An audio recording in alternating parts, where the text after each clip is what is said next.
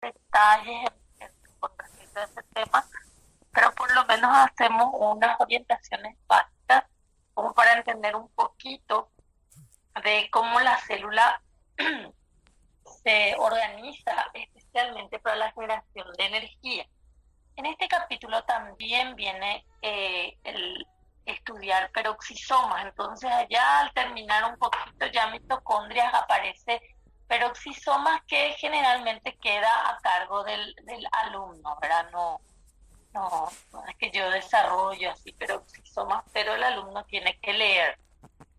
Bueno, entonces cuando nosotros hablamos en un principio en nuestras clases, hablamos así como una introducción de entender lo que es una célula eucariota, eh, trabajamos un poquito ya con el panorama de sus organelos. Por ejemplo, en este caso, la mitocondria, en algún momento ya leyeron, es la planta procesadora de energía de la célula, por eso les va a decir es la planta de poder de la célula.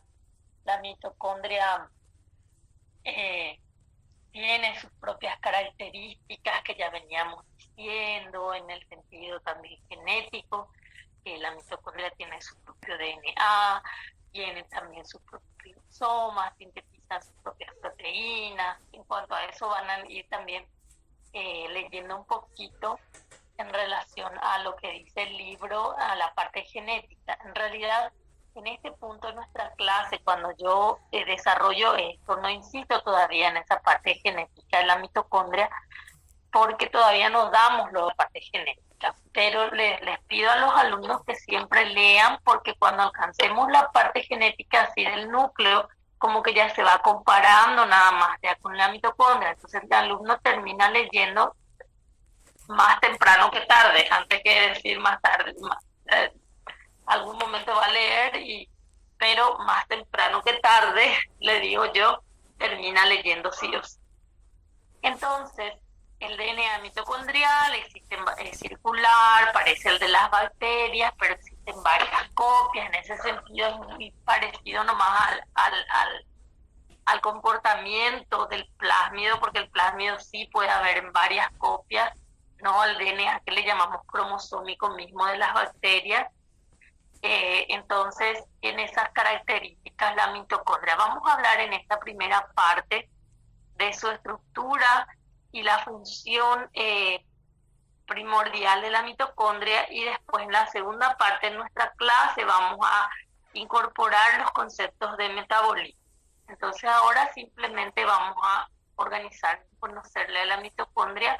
Vamos a repetir, acá es la matriz mitocondrial, tiene su propio material genético, sintetiza sus proteínas, tiene su membrana externa, su membrana interna. Su membrana externa es muy poco delicada comparado especialmente con la membrana interna, por eso que algunos conceptos que nosotros vamos a dar se refieren a la membrana mitocondrial, pero no dice exactamente cuál de ellas, pero por concepto es como que tendríamos que estar esperando que sea la membrana interna la que nos está creando un poquito de inconvenientes para hacer pasar los materiales, porque es la membrana interna la que es bastante rigurosa. Entonces se dice que la permeabilidad de la membrana interna es muy selectiva. Así como la membrana plasmática, no es que no deja pasar, sino que selecciona y coloca las herramientas para que pasen a través de ella. Están los transportadores mitocondriales que vamos a ir conociendo, nada más, no es que nosotros en biología no estudiamos los transportadores mitocondriales, los nombramos y sí, ustedes tienen que conocerlos y está escrito en el libro base, yo les menciono, pero nuestro centro de estudio no es estudiar precisamente todos los transportadores, que sí vamos a ir nombrando como les. Bueno, como ya veníamos diciendo en varios encuentros que mencionamos, hablamos de mitocondrias que por más de que ella tenga una cierta autonomía, ella sigue dependiendo, esta organela sigue dependiendo del núcleo, o sea que vamos a ir encontrando. Bueno, La mitocondria está muy relacionada entonces en su trabajo con su función principal, que es la generación de energía. Dentro de la matriz ocurren numerosas reacciones químicas que se llevan a cabo en relación al metabolismo para generar energía. Les voy a comentar ahora nomás, todavía no vamos a entrar en el detalle.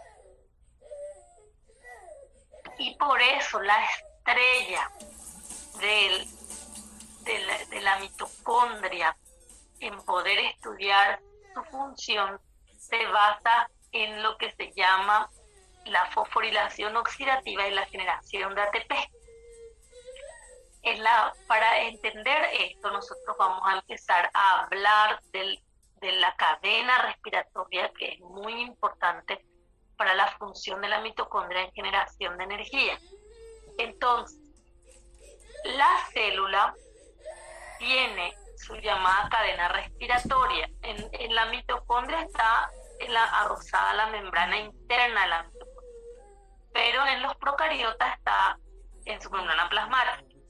Entonces nosotros ahora vamos a estudiar la cadena respiratoria. La cadena respiratoria es un conjunto de componentes proteicos y no también que se encuentran en la membrana mitocondrial interna, que trabajan en pos de generar la energía necesaria para la célula para que pueda cumplir con su trabajo metabólico. Les digo en pos de generar la energía necesaria porque en realidad esta cadena respiratoria no es que va a ser la que genera el ATP, pero ella es la que va a realmente ser determinante en ese proceso. O sea, ella no es la fábrica, pero ella es la que hace funcionar la fábrica de ATP. Entonces, en este proceso que nosotros queremos generar ATP, vamos a indicar lo siguiente. La célula tiene formas de generar ATP. Formas de generar ATP. Una de las formas es llamada fosforilación a nivel de sustrato. La fosforilación a nivel de sustrato vamos a conocer acá en mitocondrias también cuando desarrollemos este capítulo, pero no todavía en esta primera parte. Les voy a explicar el concepto porque nosotros no damos así un capítulo en relación a eso, pero sí ustedes desde el CPI tienen que llevar a la carrera el concepto de qué significa eso. Otra forma de generar energía es por lo que se llama interconversión de nucleótidos, que también les voy a explicar después de paso. Anoten ahí en su cuaderno, así como las chaperonas que me tenían que hacerme recordar cuando estoy por terminar mitocondria, que les hable un poco de esa interconversión. No es para evaluar en el examen, solo para darles el contexto porque algunos después consultan y se me pasa. Entonces, y la otra forma de generar ATP es la fosforilación oxidativa. La fosforilación oxidativa es la forma cuantitativa mejor aprovechada por la célula o cuantitativamente mayor comparado con los otros. O sea, es cuantitativamente más importante. Eso es lo que les quiero recalcar. Entonces, cuando hablamos de la fosforilación oxidativa, vamos a tener que conocer la cadena respiratoria. Voy a empezar por la cadena respiratoria. Vamos a presentarlo así en forma completa y después vamos a ir mirando algunos aspectos relacionados con esta cadena respiratoria. Bueno, nosotros no vamos a poder entrar en todos los detalles relacionados a esto y vamos a tener que mirar lo que nos dice nuestro libro base, porque esto es demasiado amplio. Les voy a ir indicando después también cómo van a ir teniendo en cuenta sus conceptos. Yo les dije que en la cadena respiratoria existe un conjunto de proteínas y de componente no proteico también, que trabajan en pos de lo que sería después formar el ATP. Esta cadena respiratoria tiene la finalidad de transportar electrones. Entonces, al transportar electrones, nosotros tenemos que tener en cuenta que ella trabaja de una forma que después nos va a colaborar para poder generar el ATP. Esos componentes, entonces piensen ustedes, en la cadena respiratoria, voy a hacer así acá, voy a escribir, yo no puedo dejar de escribir, me parece tan aburrido hablarle acá nada más mirando la pantalla.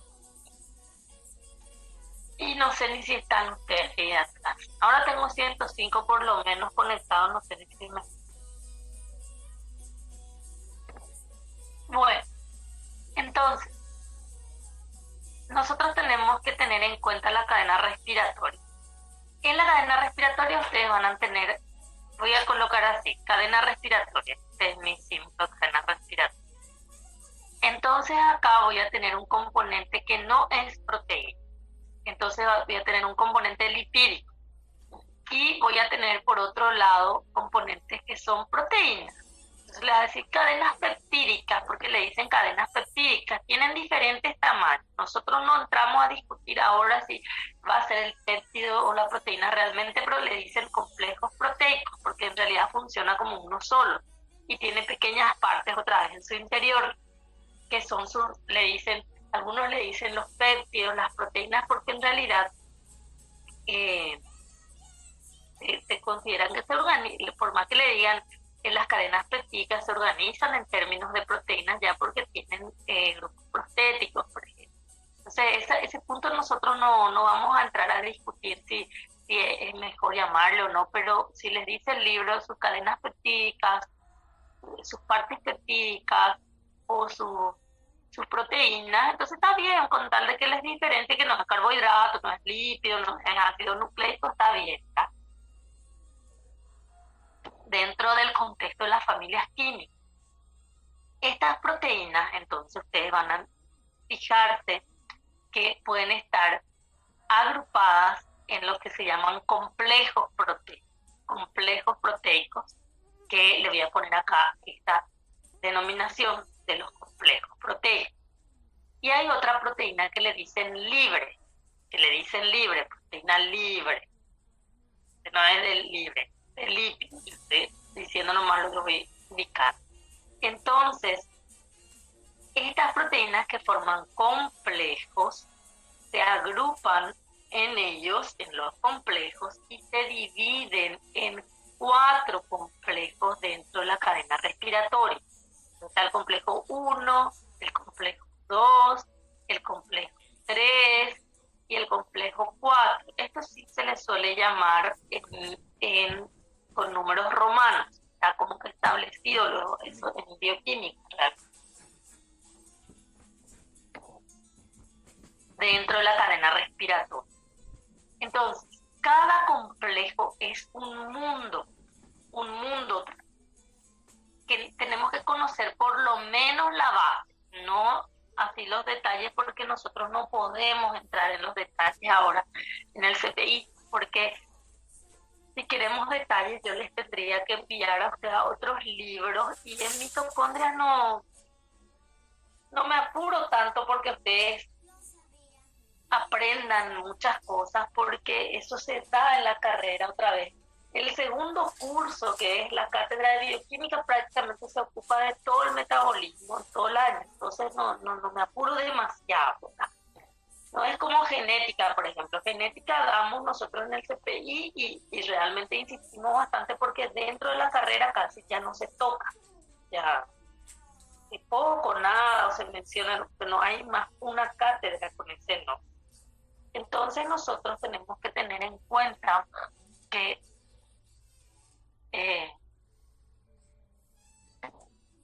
cuando hablamos de la cadena respiratoria vamos a ir conociendo los complejos. Acá tenemos los complejos, como les dije, se denominan 1, 2, 3 y 4 con números romanos. Los complejos tienen nombre. Los nombres a veces varían chiquitito de un libro a otro, pero en general como que se van a dar cuenta igual aunque le cambió de nombre de quién se trata, ¿verdad? Entonces les sugiero que ustedes usen, yo generalmente les digo, vamos a usar complejo 1, 2, 3, 4, nada más.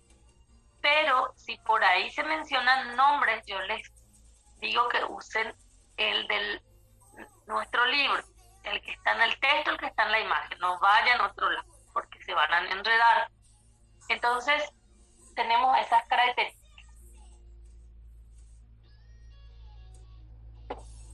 Este complejo,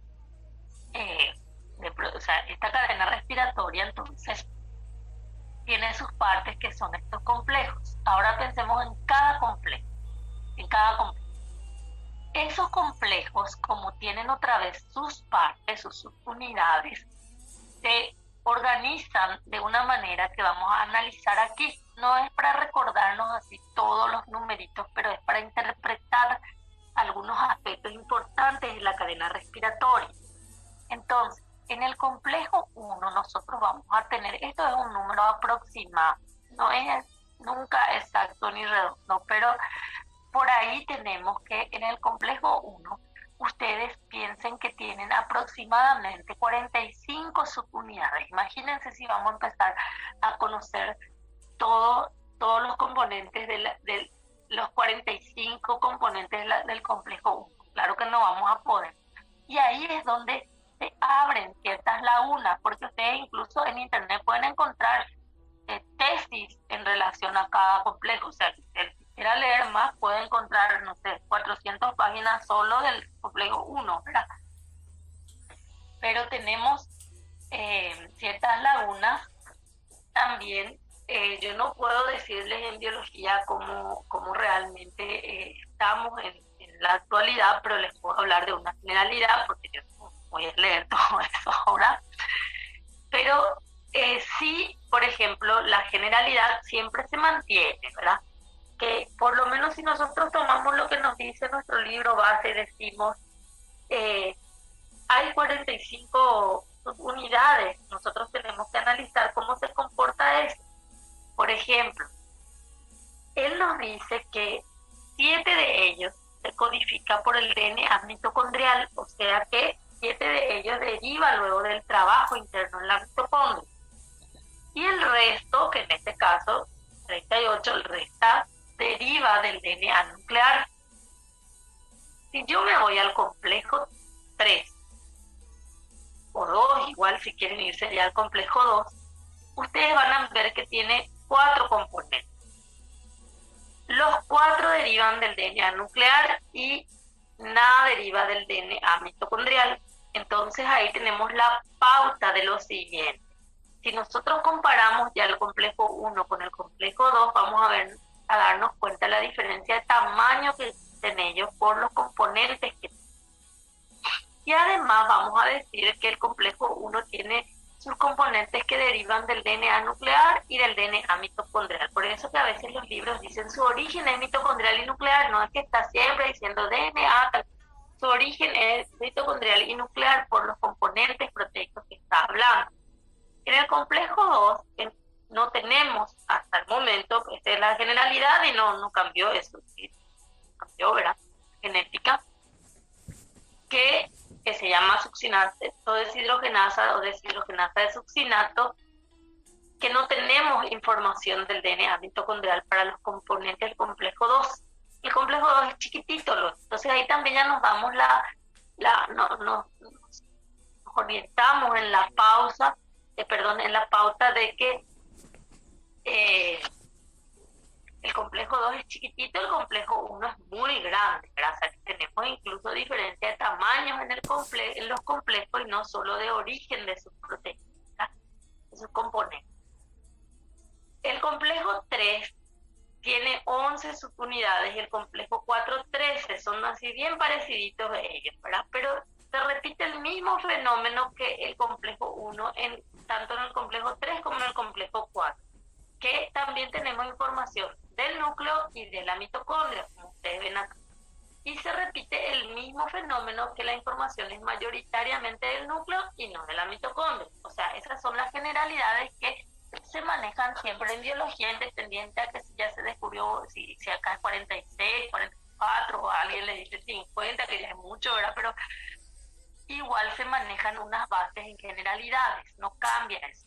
La información entonces de los componentes de la cadena respiratoria puede venir del DNA nuclear y del DNA mitocondrial, pero la mayor parte de la información viene del DNA nuclear, que es lo que ya veníamos repitiendo siempre, ¿verdad? Que acá nosotros demostramos eso que venimos diciendo en relación al trabajo de la cadena respiratoria, porque en la mitocondria hay muchas otras proteínas, no solo de la cadena respiratoria, pero, por ejemplo, las enzimas del ciclo de Krebs, pero las enzimas de la beta-oxidación de los ácidos grasos. Solamente que seguimos en la misma. La información mayoritariamente es del núcleo, del origen, de la información nuclear. Entonces se dan esos fenómenos y también nos permite mirar. Acá ustedes no necesitan memorizarse sí o sí los números que están, y mucho menos en peso, sino que identificar quién es el complejo más grande, quién es el más pequeño, quién es el que no tiene luego información de la mitocondria en sus características, y después el mismo fenómeno se repite en los que tienen información nuclear y mitocondrial, porque ahí se repite que la mayor parte de la información sigue siendo nuclear. Eso se repite en el 1, 3 y 4. En el complejo 2, eminentemente la información es nuclear. Bueno, y yo les dije también que tenemos, estos son los complejos que yo les escribí acá para poder mencionarles y explicarles un poquito. Cada complejo, como tiene, fíjense en el complejo 1, como tiene como 45 partes en sus unidades, nosotros no vamos a poder memorizarnos todo eso. Pero cada uno de los complejos tiene estructurado un esquema de trabajo en su interior. Y ese esquema de trabajo está estructurado por los componentes que están allí, por sus diferentes subunidades. Entonces, como este complejo, esta cadena respiratoria, cada uno en sus complejos otra vez tienen que permitir que fluyan electrones, porque por eso les dije, esta cadena respiratoria sirve para poder hacer pasar electrones. Entonces hace un redox esta cadena respiratoria. Entonces constantemente alguien que recibe electrones y otro que está donando electrones. Recibe y que dona, recibe y que dona. Entonces la cadena está organizada de esa manera y dentro de las subunidades también están organizadas de esa manera todas las partes de las subunidades. Entonces ahí, para que ustedes entiendan lo que es el flujo, el libro les explica un poquito la parte experimental que es el potencial red, ¿verdad? Eso le tienen que dar una leída para una cultura general en biología, porque eso es más bien explicación química de qué es lo que ocurre ahí en redox, porque para nosotros en biología esto se ubica en un orden tal de potencial redox que permite que el flujo de electrones se lleve a cabo hacia un sentido, no retroceder.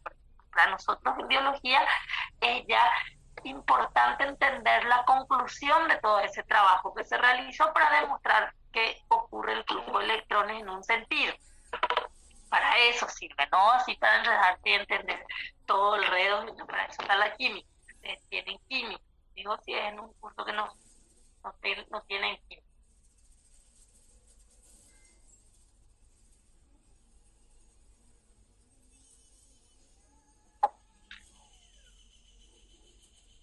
Bueno, entonces, en los complejos se organizan entonces sus componentes. Existen en los complejos los llamados centros redox. Los centros redox son los lugares por los cuales los componentes de la cadena de los complejos y de toda la cadena va a hacer pasar los electrones. Entonces acá nosotros decimos, hay 45 componentes diferentes. Nosotros no podemos decir que cada uno tenga su centro redox. No tenemos así esa información así tan detallada, pero sí tenemos que entender que hay centros redox allí.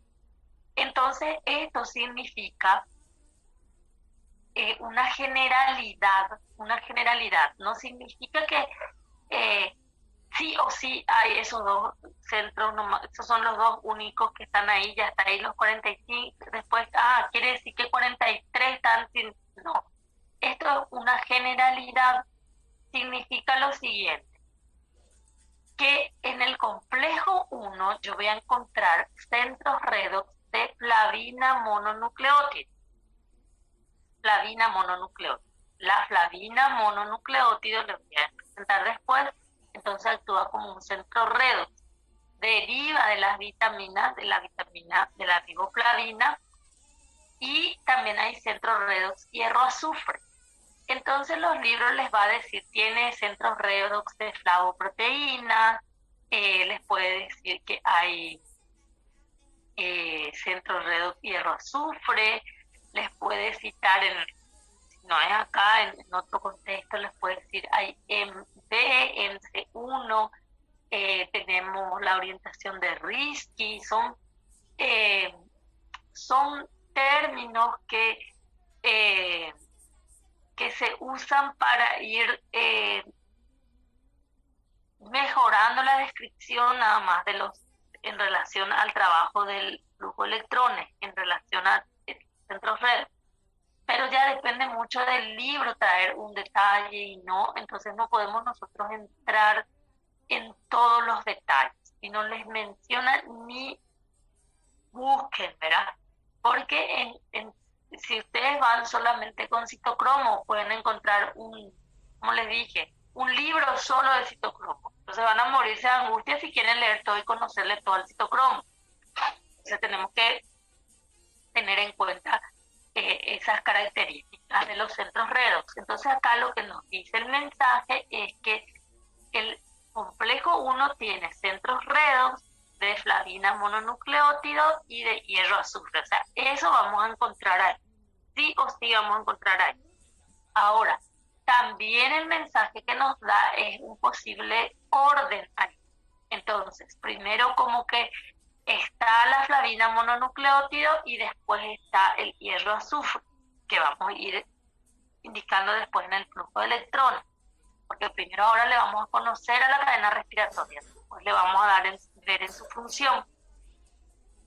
Como estoy haciendo en orden de presentación, voy a irme al complejo 2. Entonces miren que el complejo 2 también tiene centros redox, hierro-azufre, muy parecido a este, y tiene también centros redox con derivados de riboflavina, que es muy parecido a este.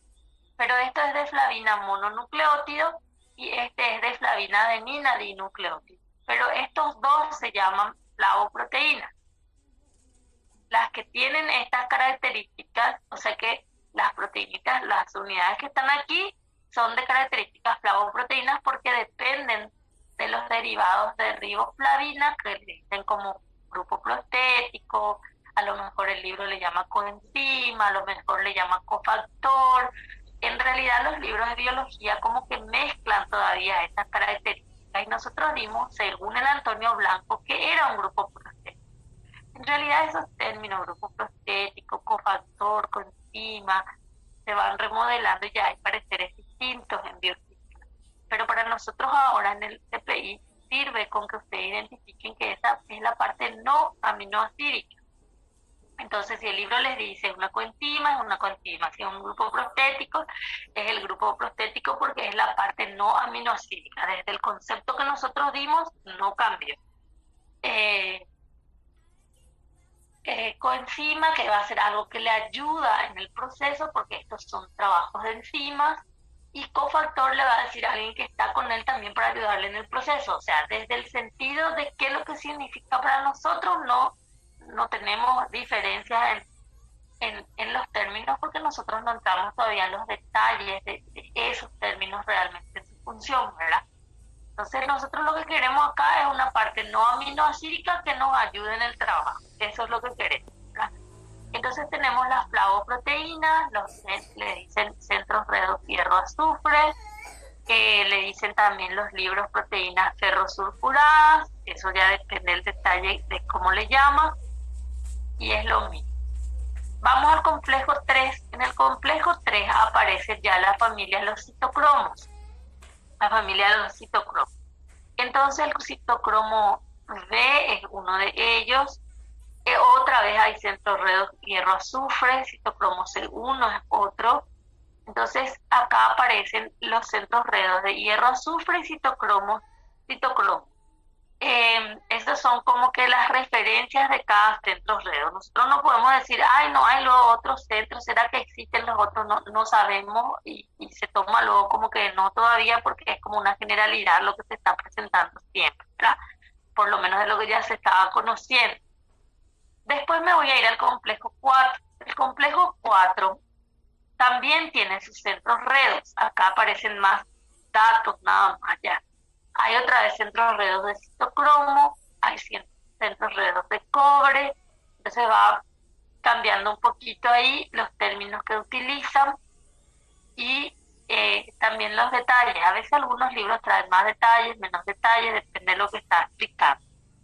Bueno, entonces, dentro de cada complejo ustedes van a encontrar los llamados centros redos. Los centros redos van a ser los lugares claves que nos van a ayudar para el transporte de electrones dentro de ese complejo y para hacer pasar a través de la cadena respiratoria porque tiene que salir de un lugar y pasar a otro complejo, por ejemplo, o a otra parte de la cadena respiratoria. No es que sí o sí precisamente complejo, voy a retractarme.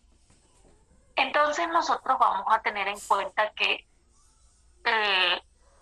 vamos a chequear los centros redos propuestos por nuestra literatura básica. Entonces decimos, en el complejo 1, mis centros redos que se presentan son de flavoproteína FMN, hierro, azufre.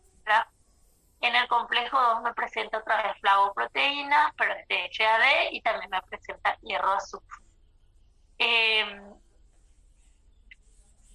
Como es en el complejo 3 me aparece también hierro azufre y aparece la familia de los citocromos, por ejemplo B y citocromo C1.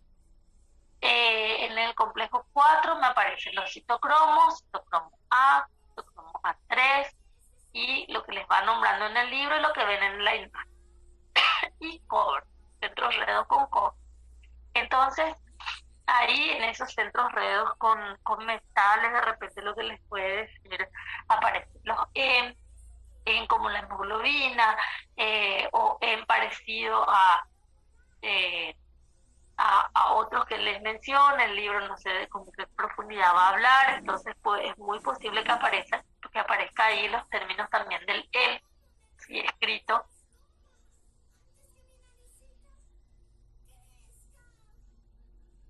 Entonces, como característica de sus grupos prostéticos para los centros redos, muy probable que les nombre desde ese punto de vista también.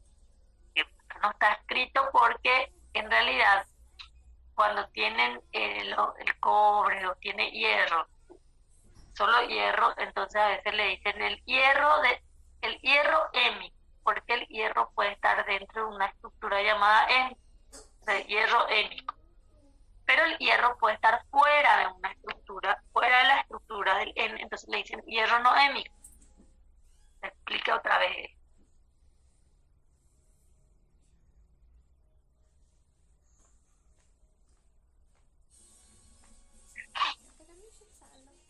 Bueno, entonces, tenemos los centros redox de los complejos, los diferentes complejos. Yo les dije que existe también una proteína libre dentro de la estructura de la cadena respiratoria. Esa proteína libre le llaman así porque no hace parte de un complejo, por eso le llaman libre. Entonces, ese es el contexto del llamarle proteína libre. No hace parte de ninguno de los complejos. Y esa proteína libre es de la familia también de los citocromos C. Entonces, fíjense que citocromo puede estar dentro del complejo o fuera, pero no es este citocromo que está acá en el complejo 3 el que sale y se va, no. Es un citocromo y este es otro que está fijo ahí. Pero son de la misma familia, los citocromos. Fíjense que los citocromos también ya hablamos de endoplasmico liso cuando mencionamos la biotransformación de los fármacos, ¿verdad? Entonces los citocromos son una familia muy amplia de proteínas que con el metabolismo de la célula, pero de a poco se van conociendo, ¿verdad? No podemos. Hay algunas personas o algunos especialistas que se dedican solo a ácido cromo, pero en la generalidad, si manejamos lo básico, ya sí, ¿verdad? Bueno, entonces, ¿qué más?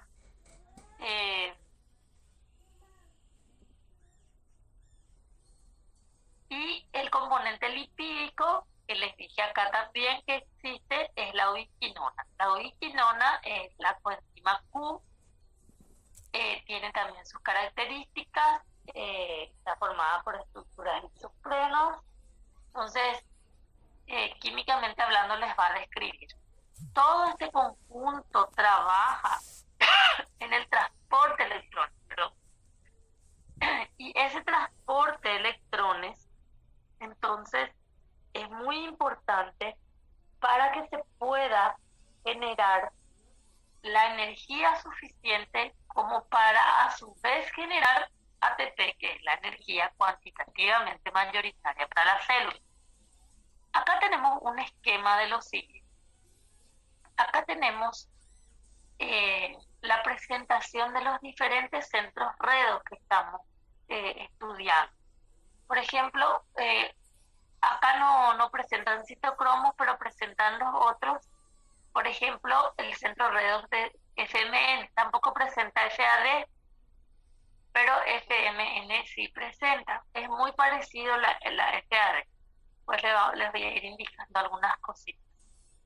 Bueno, entonces esta es la estructura del FMN. El FMN entonces tiene una parte, porque se llama flavina mononucleótida. Entonces, esta parte, acá tienen como que va a dar las características del fosfatito. Esta parte le va a derivar también de la riboflavina, él es derivado de la riboflavina, la vitamina B. Entonces, aquí tenemos la parte que se transforma en el proceso redox. Entonces, cuando les dice que la flavina mononucleótida está en el estado quinona, nosotros le decimos, porque esto es su característica química, nosotros le decimos que está en su estado oxidado, estado quinona oxidado.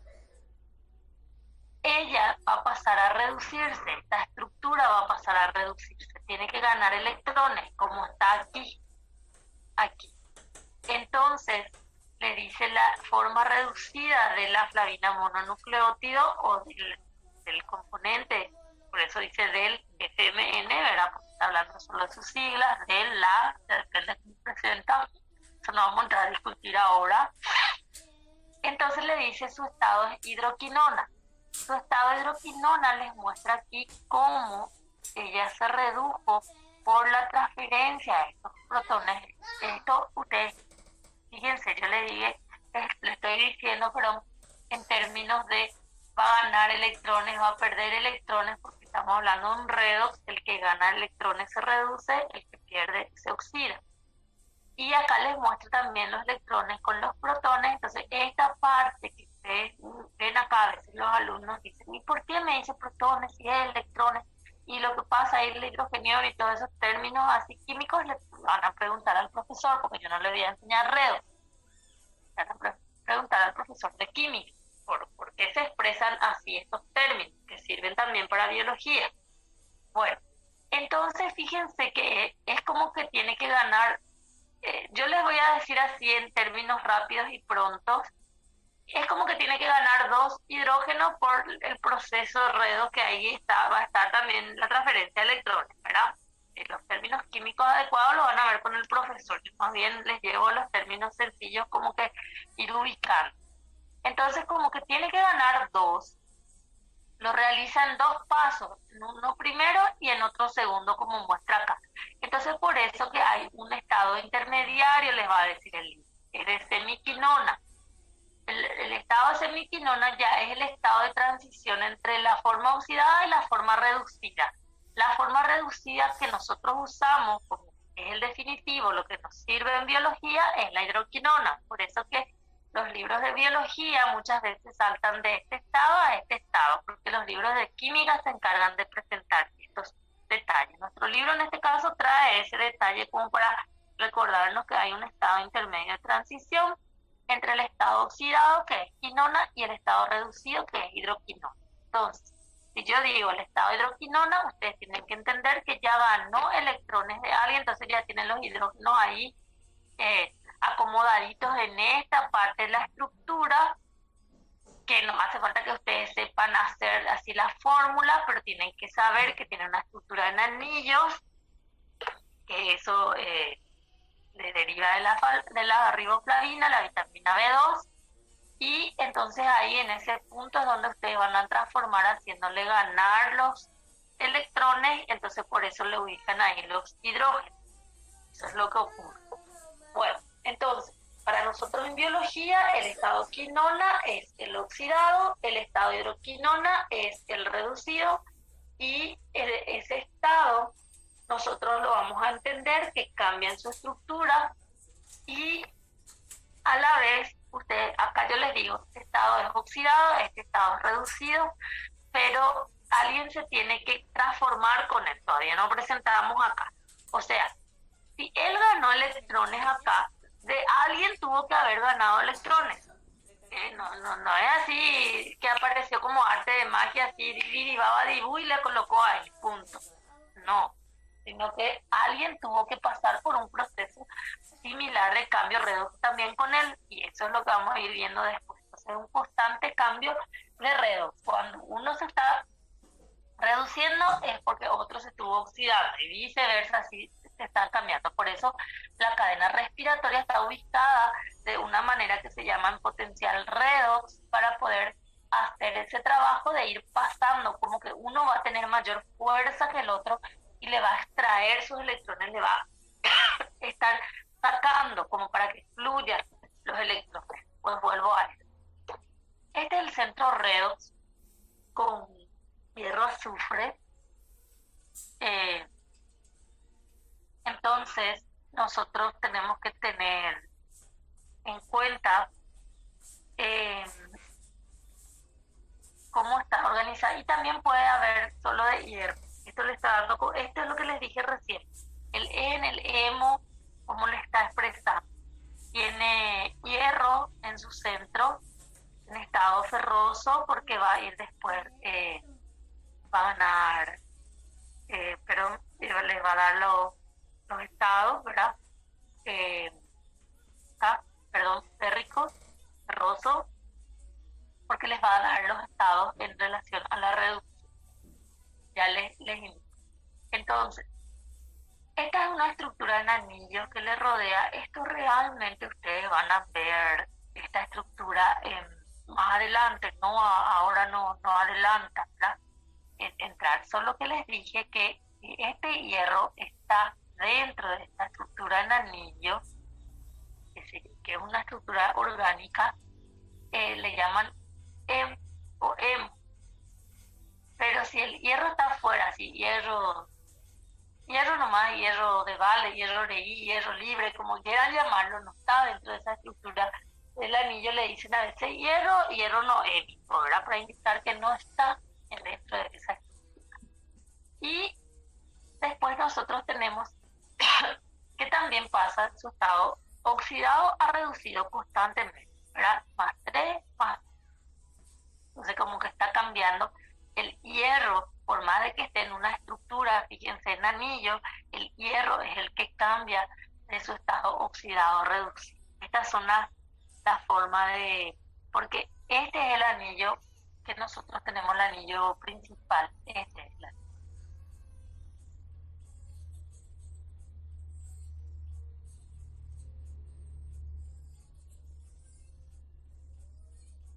Este es el anillo. Y tiene unas características donde se le sustituye con grupos químicos, por eso les coloca así coloreado.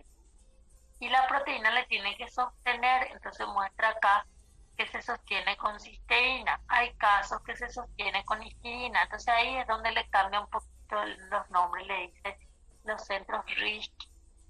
porque cambió la forma de sostenerse y algunas características nomás, pero si no les habla de eso, no, no hace falta que entren en detalle. Por si acaso que el libro les explica algo con este nombre, pueden subrayarlo. Si no le explica nada, no importa.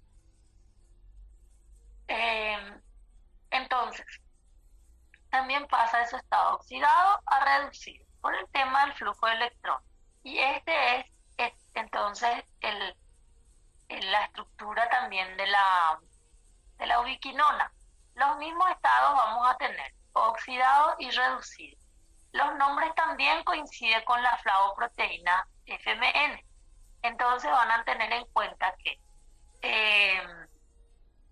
tenemos el estado quinona, acá tenemos el estado semi, que es parecido a este porque es el intermediario, y después tenemos el estado que sería, en este caso, el reducido, hidroquinona se llama, en el caso de él se denomina ubiquinol, pero los otros coinciden en la denominación.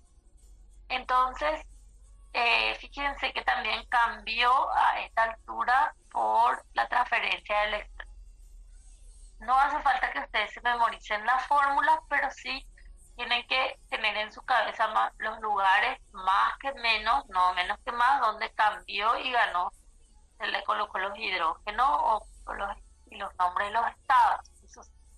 Y así depende de cada libro para presentar más detalles, menos detalles, porque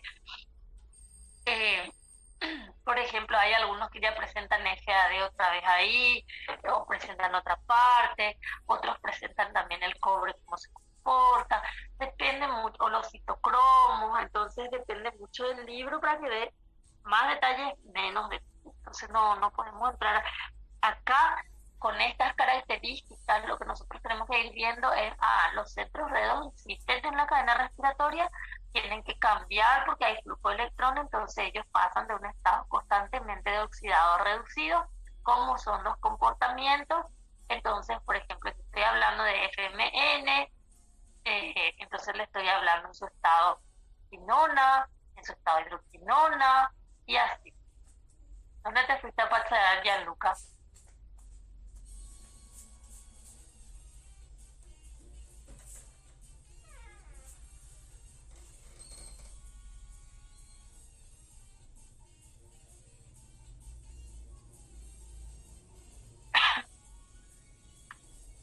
Bueno, y así me distrae el paseo de Gianluca. Y así tenemos entonces los estados reducido y oxidado, que constantemente se va a ir como mencionando en la parte del trabajo, ¿verdad?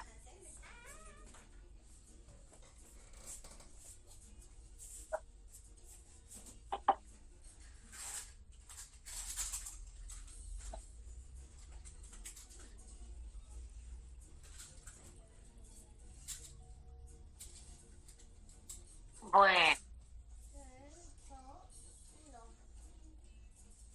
un ratito que me falta.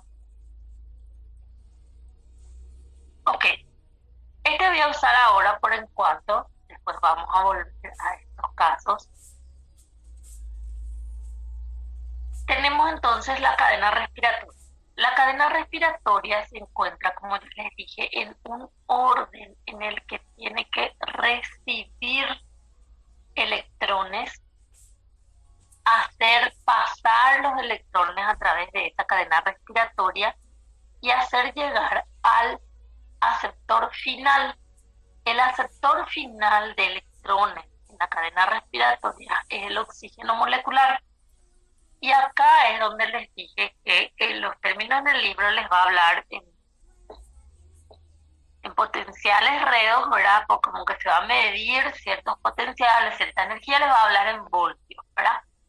Entonces esto es lo que les dije, que ellos se ubican de una manera que puedan ganar los electrones del anterior. Entonces, si en la cadena respiratoria este está acá y este está aquí y este está aquí, es como que ellos ya están ordenados ordenado como para extraer electrones del otro.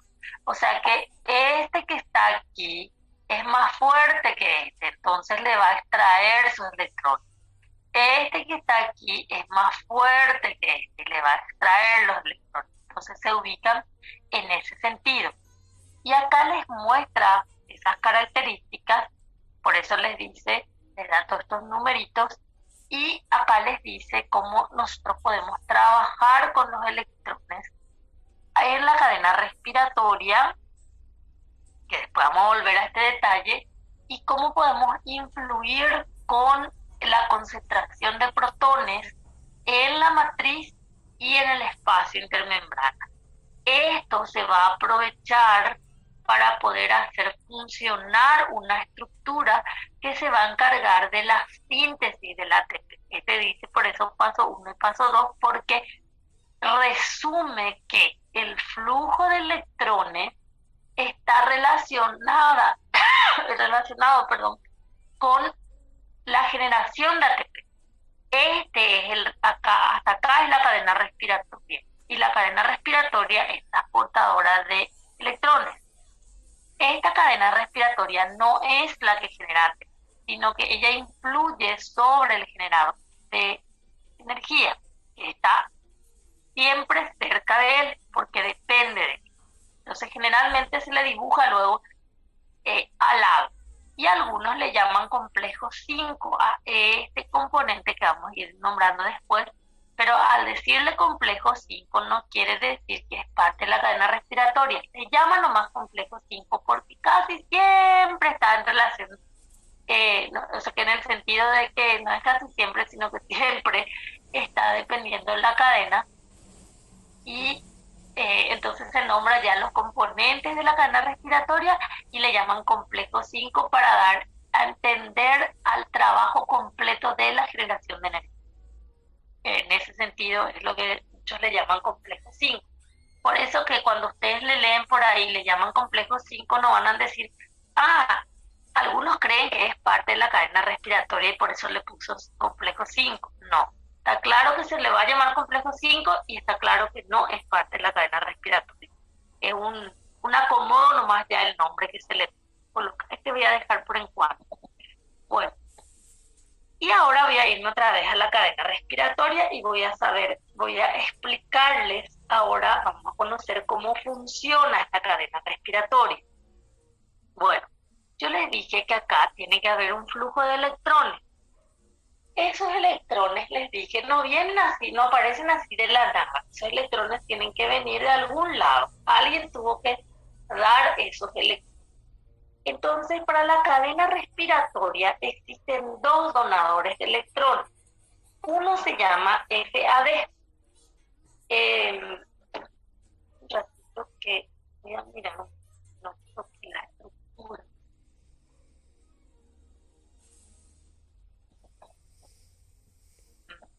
No coloqué la estructura.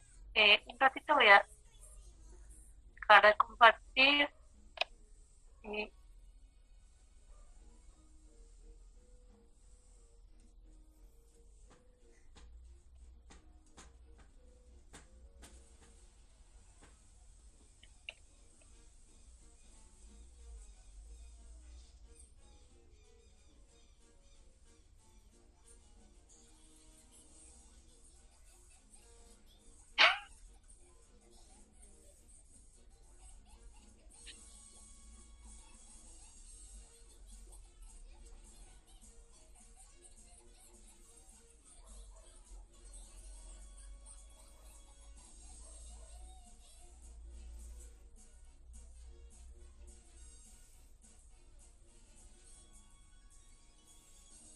un ratito.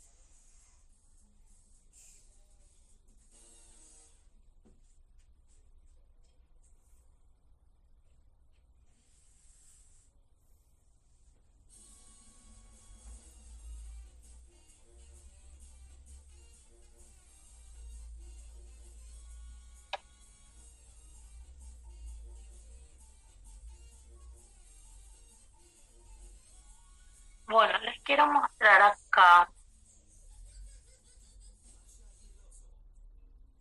la estructura.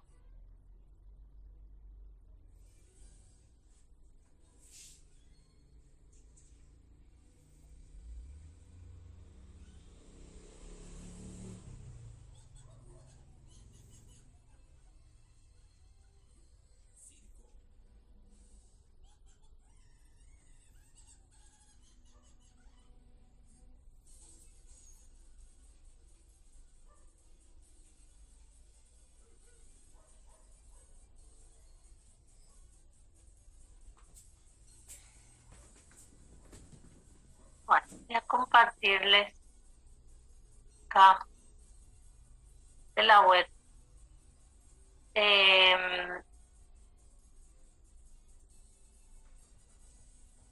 Primero,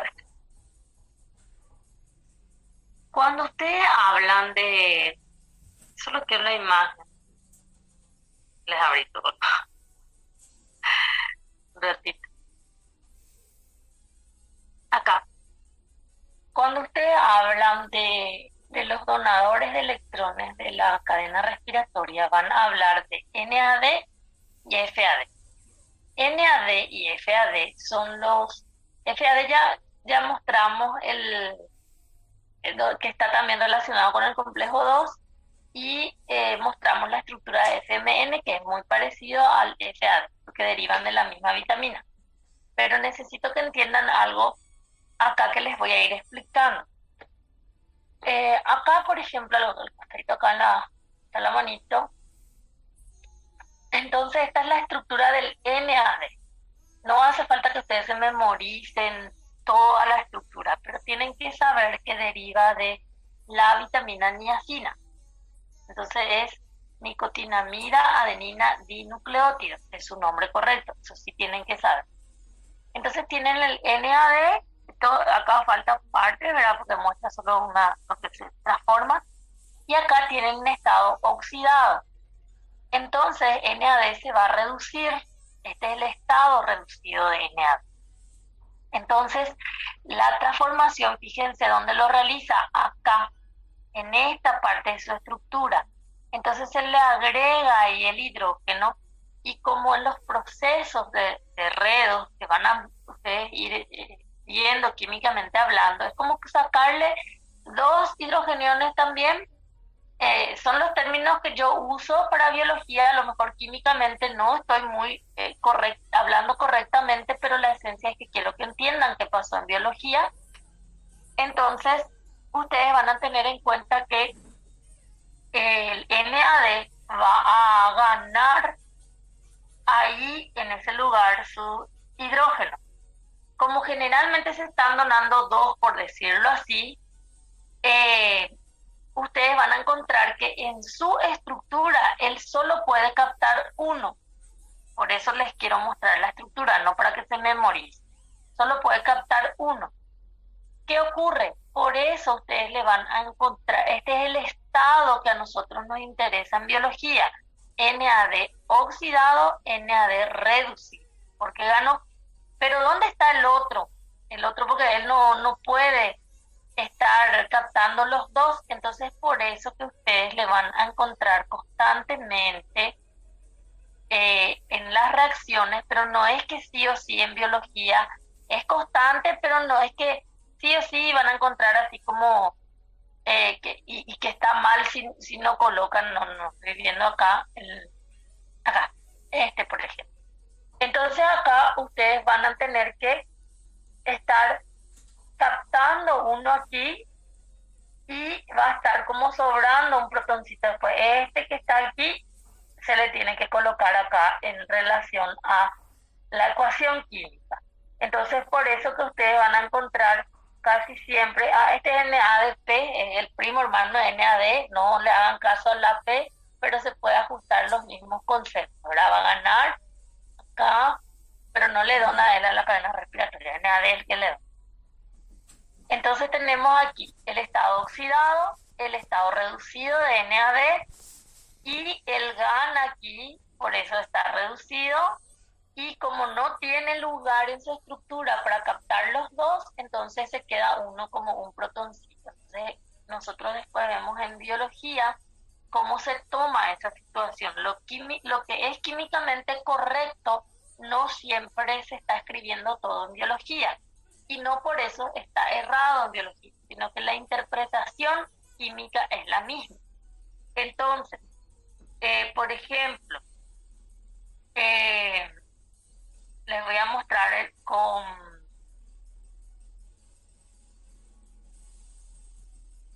FAT. Acá es con FAT. Esta es la forma, se ve muy borroso. Vamos a buscar otro.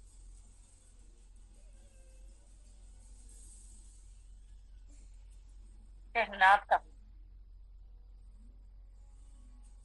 es el mismo, puede ser que se vea mejor. No. Bueno, con NAT, por ejemplo, acá tenemos esta historia del NAT, ya les dije. Con, no, otra que está acá. Entonces, con FAT, ustedes tienen la estructura de FAT. Fíjense que FAT es muy parecido a la FMN en su estructura que les mostré hace rato, ¿verdad? La base es la misma. Entonces, fíjense que el FMN también nosotros reducimos a esta altura, acá. Entonces, el FAT también nosotros trabajamos con eso. La misma historia, dos hidrógenos, lo que ustedes le van a dar en términos redos, ahí los electrones, toda esa historia química que les dije. Entonces ustedes le van a colocar en su estructura los dos, acá está, los dos, él va a poder ganar los dos, por eso él se convierte en estado reducido, FADH2, se escribe todo con él.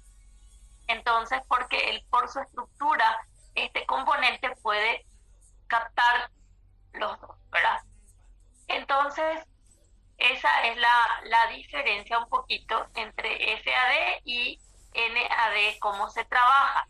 Pero a los dos donadores de electrones, que son FAD y NAD, se le llama coenzima, que tiene que estar en estado reducido para poder entregar los electrones. Le llaman también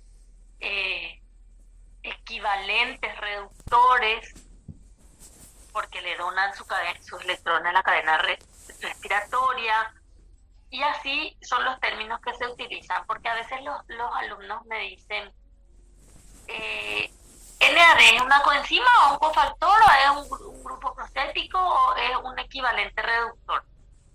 Y ahí es lo que les expliqué, que existen ciertos conceptos que se van como puliendo, y existen NAD que son coenzimas, existen NAD que son cofactores, existen NAD que son grupos prostéticos, y como trabajan para donarle sus electrones a la cadena respiratoria, le llaman equivalentes reductores. O sea, son nombres que se aplican igual, independiente a que yo sepa o no los detalles. Entonces, por eso, a lo mejor el libro, en el contexto de acá de transferencia de electrones, le va a llamar equivalente reductor o coenzima, y en un principio les va a decir, como es la parte no aminocídica, es el grupo prostético de, entonces actúa como una coenzima, puede ser que les trabaje también con esos términos. Entonces, lo que ustedes tienen que entender es que NAD y FAD son derivados de vitaminas, ellos no tienen estructura de aminoácidos, ellos nos van a ayudar muchísimo en este contexto de trabajo de la cadena respiratoria, porque NAD y FAD son los donadores de electrones en la cadena respiratoria. Y es más, FAD es parte luego también con el complejo 2, o sea, está ahí muy relacionado, le dona y hace parte del flujo de electrones del complejo 2. Y aparte de FAD existe FMN, que es muy parecido a él, que está también en la cadena respiratoria, es parte del componente de los complejos, el complejo 1, por ejemplo. Entonces, tenemos que conocer sus características químicas, independientes a veces algunos detalles que no están así bien organizados, o por lo menos en el CPI no hace falta estar entrando en demasiada organización técnica del nombre, porque significa todavía para nosotros la misma interpretación ahora en la base, para nosotros. Bueno, entonces ahora voy a volver a mi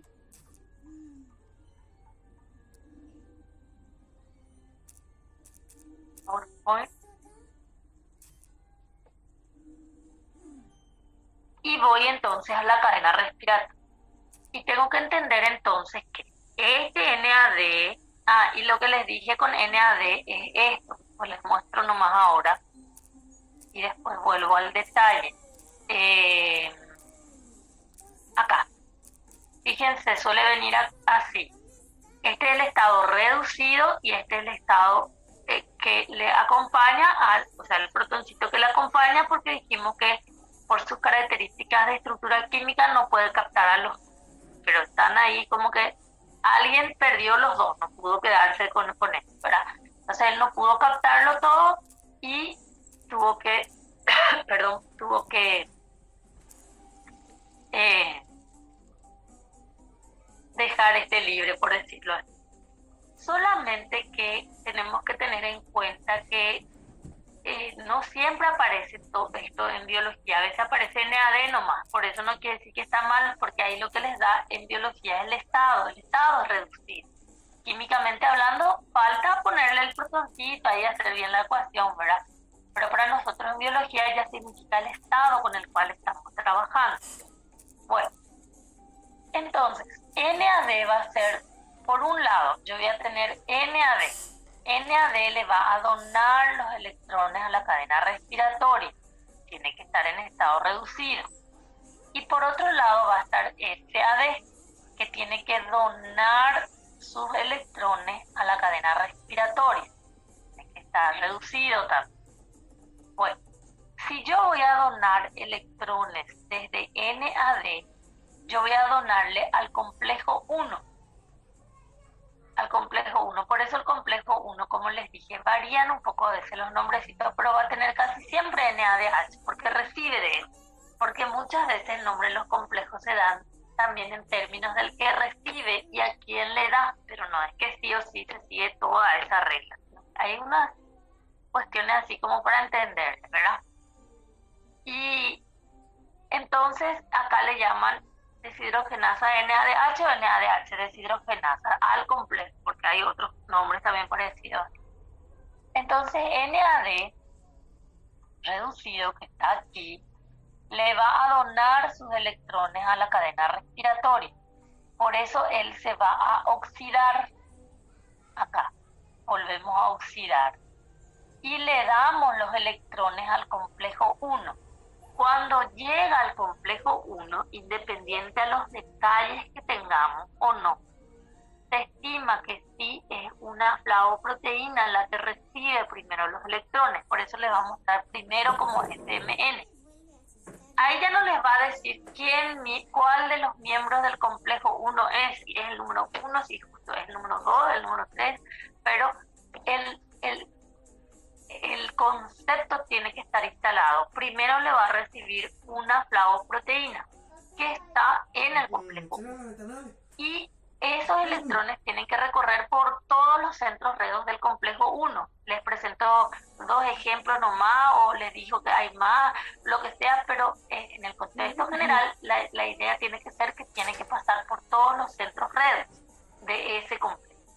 Entonces, en ese complejo están ubicados también de manera que uno va a extraer el del otro. Entonces, acá se va a reducir SMN, porque va a ganar los electrones de NAD. Entonces va a pasar a tener este estado, oxidado a reducido, porque NAD le convirtió en él. Y este le va a volver a pasar al centro hierro-azufre. Entonces también va a pasar a reducirse y así sucesivamente. En este caso les muestra la interacción entre esto y esto, se toma como que el orden está bien. Este es más fuerte que este en extraer electrones dentro del complejo. Entonces por eso los libros les va a decir que el NAD reduce al complejo 1 porque tiene que pasar por ahí, por todas sus partes. No importa quién primero le recibió, quién segundo, pero lo importante también que cuando entienda quién primero y quién segundo en el contexto de su potencial alrededor que uno va a ganar del otro y va a hacer que fluyan los electrones, va a extraer, es más fuerte. Entonces, para que no retroceda y no vuelva a recibir, por ejemplo, ya está oxidado, que no vuelva a recibir, él se garantiza que el flujo de electrones sea hacia el sentido que fisiológicamente necesitamos que ocurra.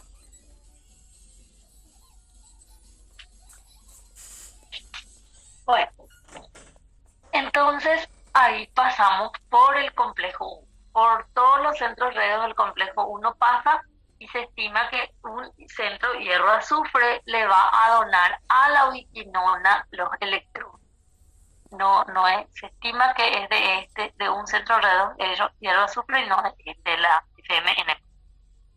O sea que el complejo 1 por eso les va a decir se reduce, porque ganó ya. Ahí dentro hay un recorrido, pero él está entonces haciendo constantemente ese flujo interno, por decirlo así rápido y pronto, pero él ya ganó de NAD. O sea, ahora tiene que sacarlo y pasarlo a la ubiquinona. Ahí la ubiquinona se va a reducir y el complejo 1 ya se va a oxidar, ya queda oxidado, cada uno de sus partes ya fueron cediendo y se fueron oxidando, ¿verdad? Entonces, en la generalidad dice, el NAD dona al complejo 1, el 1 se reduce. El 1 le dona a la ubiquinona y la ubiquinona se reduce y este se oxida.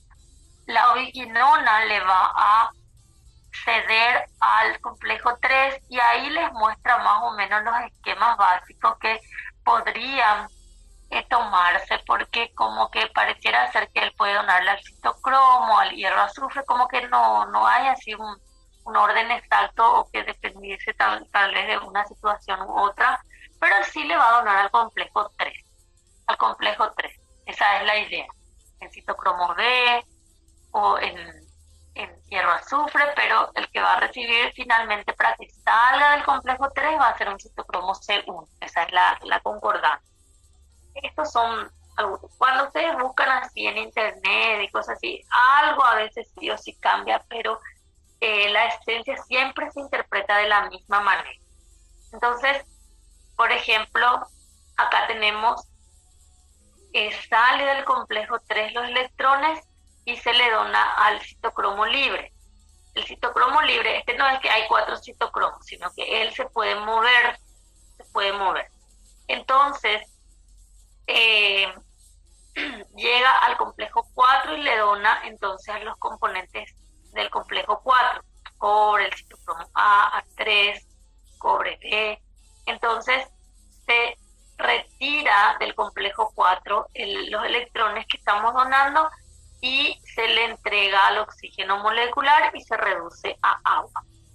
Entonces ese es el recorrido que se da desde el NAD. Entonces eso tienen que saber. NAD le dona al complejo 1, el 1 a la ubiquinona al 3, el 3 al citocromo, pueden decir citocromo libre si quieren, pero si no dicen no importa, y el citocromo al 4, el 4 al oxígeno molecular. El aceptor final es el oxígeno molecular. Entonces, se trabaja con esta manera porque el oxígeno molecular se reduce a agua y entonces ahí termina el flujo de electrones en la cadena respiratoria a partir de NAD. Es el equivalente reductor que nosotros generamos, NAD reducido, le pueden decir NAD reducido, le pueden decir a partir de NAD, entonces ahí ya se entiende que está reducido, porque si no, no va a poder donar, o bien pueden decir NADH. El contexto en el que se habla tiene que analizarse para entender lo que se está planteando. Entonces, tenemos estas situaciones, estas características cuando donamos los electrones a la cadena respiratoria desde NAD. Desde FAD, entonces también tenemos que hacer un recorrido por la cadena respiratoria, por la cadena transportadora de electrones.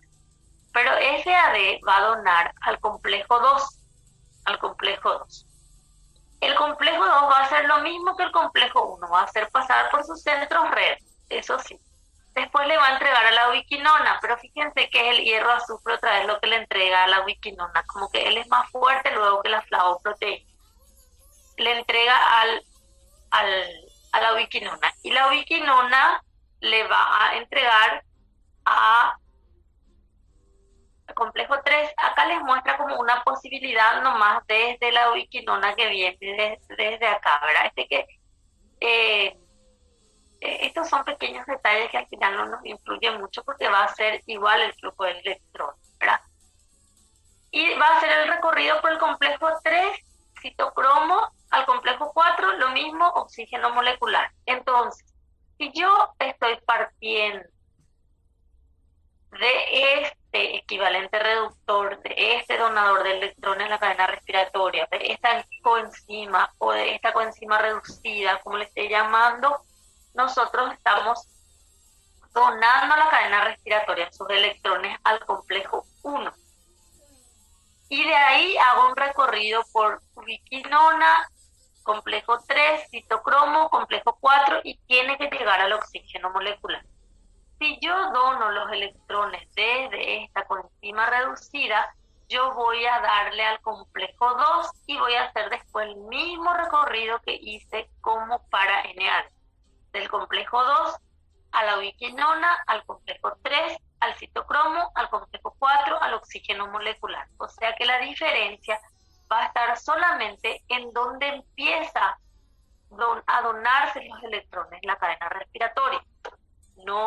Después no hay diferencias en el recorrido. Sí tenemos otras pequeñas diferencias que también inciden en el trabajo que vamos a ver, pero vamos a ir explicando así paso a paso.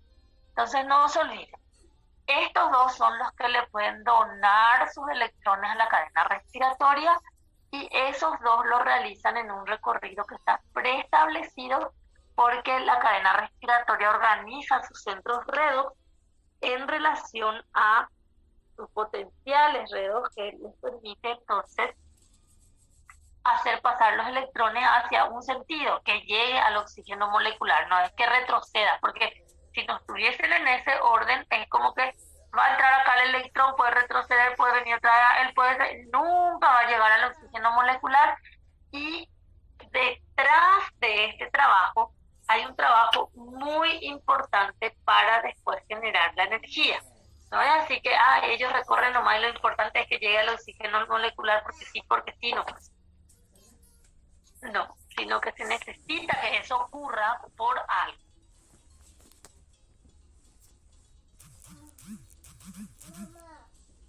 Y después tienen, fíjense, el complejo 1 es muy grande. La ubicación es alta. Esto sí o sí se insertan en la membrana membrana mitocondrial interna porque son enormes, ¿verdad? El complejo 2, que es más chiquitito, generalmente muestra que está un poquito más orientada hacia la matriz de la mitocondria. Pues vamos a ver también por qué está relacionado con el ciclo de Krebs. Y después muestra la ubicación de la ubiquinona. Como la ubiquinona es un componente lipídico, la ubiquinona puede moverse dentro de la dicapa lipídica, la membrana mitocondrial interna. Y después muestra la situación del citocromo. Repito que acá voy a...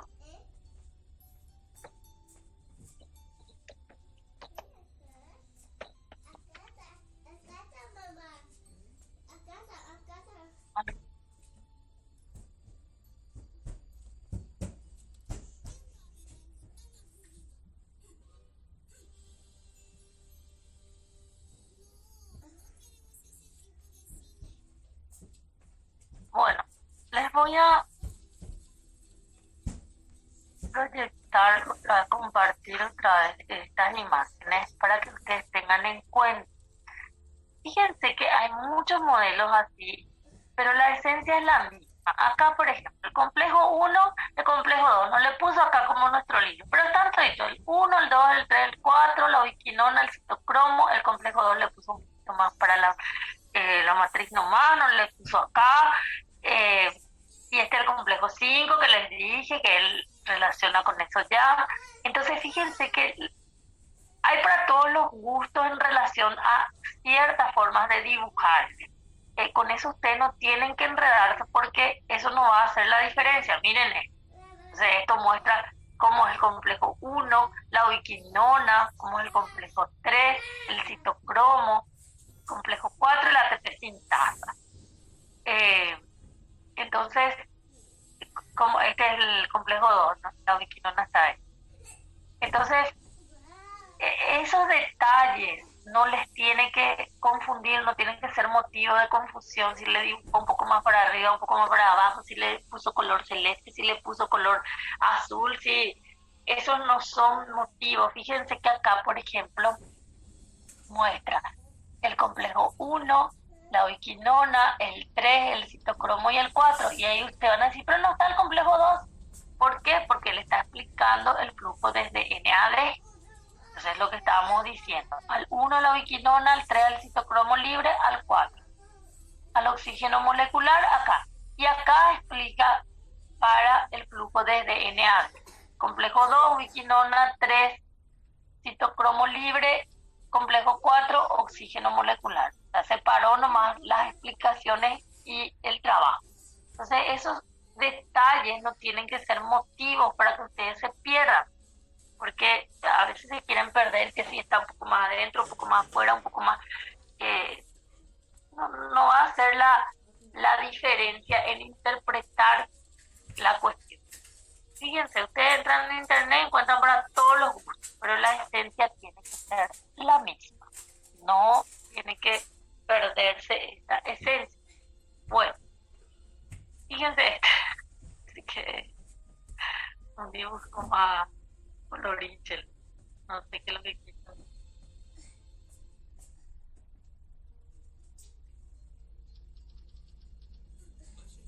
Muy claro, pero bueno, acá. No sé qué es lo que puso ahí. Puso todo lo que le incluye. Acá. Acá con los detalles de sus proteínitas de cada uno. Entonces, es muy bueno. De cómo se trabaja con los detalles de los componentes de la cadena respiratoria. Entonces, muestra cómo serían los complejos. El complejo 4, citocromo C oxidado. Enorme. ADH deshidrogenasa, que es el complejo 1, ni presentó luego sus características muy grandes. Entonces, esos detalles les vuelvo a recalcar.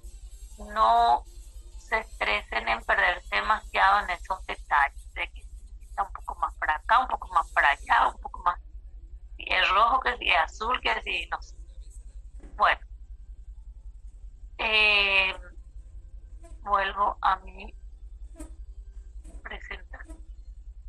Entonces ya sabemos ahora cómo funciona la cadena respiratoria en cuanto al flujo de electrones. Ahora tengo que pasar a explicarles qué es lo que hay detrás de este flujo de electrones que le hace tan importante en la generación de energía. Bueno, a medida que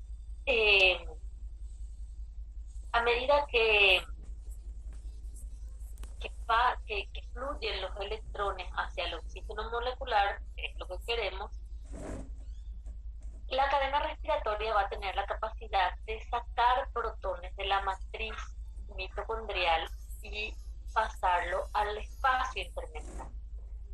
Esto, por ejemplo, hay muchísimos esquemitas en internet. Ustedes son muy guapos en buscar videos, cosas así. Por ejemplo, hay un videito que muestra cómo fluyen los protones, los electrones acá, y un componente del complejo 1 se llama transbordador, depende de proteína transbordadora, y es como que se abre acá y pasan los protones, y como que así también hacen los otros, ¿verdad? Entonces, tenemos que tener en cuenta que existen diferentes modelos para explicar esos detalles, pero nosotros tenemos que entender que a medida que fluyen los electrones, nosotros vamos a hacer que los protones pasen de la matriz al espacio intermembrana. El complejo 1 va a hacer que ocurra eso. El complejo 1 puede hacer pasar los protones hacia el espacio intermembrano. El complejo 3 también, y el complejo 4 también. El complejo 2 es el que no realiza este flujo, o le dicen translocación de protones. Entonces, a medida que fluyen los electrones, estos complejos van a ir haciendo ese trabajo también. Y ahí les muestra cómo se trabaja en relación al flujo también de electrones y la translocación de protones o el paso de protones al espacio intermembrana. Les muestra lo siguiente. Acá, esto es lo que les dije en relación a fíjense, los protones van a salir al espacio. Entonces acá hay más protones que en la matriz, por eso ellos van a salir en contra de su gradiente. Es por eso que los libros les va a decir los protones se traslocan al espacio y los complejos 1, 3 y 4 actúan como bombas de protones. Tienen sus partes que permiten ese paso, ¿verdad? Es por eso que les va a decir también. Y acá les muestra que a partir de NAD yo puedo hacer ese trabajo por NAD reducido por el complejo 1, el complejo 3 y el complejo 4, porque va a pasar por ahí sus electrones. A partir de FAD yo voy a hacer el flujo o el transporte o el bombeo de protones o la translocación de protones hacia el espacio por los complejos 3 y el complejo 4, porque el complejo 2 no hace. Entonces tenemos esas características. Cuando hablamos de este trabajo, fíjense que acá les dice que nosotros podemos hacer pasar a partir del par de electrones que se dona desde NAD a la cadena respiratoria, a la cadena transportadora de electrones, podemos hacer pasar 10 protones en el espacio intermembrana, aproximadamente les dice, o 10 entonces 4 por el complejo 1, 4 por acá y 2 por acá, es como que les va a dar una pequeña orientación, tienen que anotar. Entonces se trabaja con esto y desde el complejo, desde el FAD, entonces con estos dos nomás. Entonces se hace el paso de protones. Químicamente está todo explicado, porque son 4, porque son 2, entonces eso ustedes le pueden preguntar al profesor de la verdad, por qué es así. Yo no tengo la capacidad de explicarle toda la química en este punto, porque ya no me acuerdo de los detalles redox y ya no me quiero ni acordar, pero sí le busco un poco el lado, voy a recordar algunas experiencias prácticas.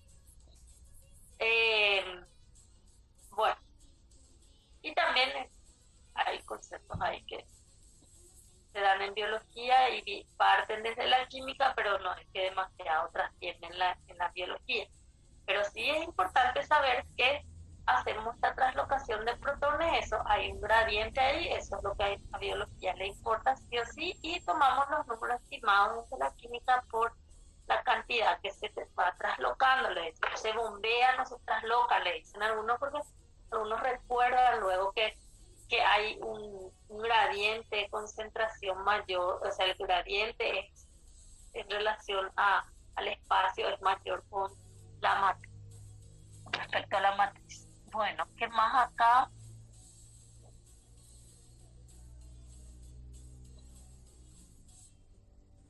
Ok, y ahora tenemos que ir acá. Este es el protagonista de formar ATP. Cuando queremos formar, mejor dicho, ATP, nosotros tenemos que hacerle trabajar a este complejo que se llama ATP sintasa. Antes le llamaban ATP asa, pero antes, no sé ni por qué, pero se dejó de llamarle así, obviamente, porque no coincidía. La ATP sintasa, que también, como les dije, le llaman complejo 5, es una estructura gigantesca. Acá tenemos un modelo donde les muestra cómo podría estar funcionando esta estructura, donde tiene una parte nosotros le vamos a llamar F0 y F1, que aparecen los esquemitas de cómo se organizan estos componentes, pero fíjense que se organiza en la membrana mitocondrial y para dentro de la mitocondria, como está acá, así. Entonces tiene una porción que está insertada en la membrana, que tiene varias partes, y una porción que mira hacia la matriz celular, que también tiene sus partes. Entonces ahí él les va a mostrar, les va a explicar cómo esta porción que se inserta en la membrana actúa como un canal de protones para que regresen los protones a la mitocondria. Entonces aparecen como que entran los protones en esto que parece un anillo, les va a dar estos nombrecitos, las posibles formas de función, y que se ubican allí, y como que él va girando, va haciendo como giros que va a permitir que esto sería, algunos le comparan como una turbina, así como para generar electricidad, que hace que gira y trabaja con el agua, gira y trabaja con los protones, que nosotros bombeamos hacia la matriz, hacia el espacio intermembrana hace rato por la cadena respiratoria. Entonces nosotros le ubicamos en los lugares, esto van a tener que leer el modelo exacto del libro, la propuesta, sin perder de vista los detalles que les da el Gerald, porque eso vamos a usar.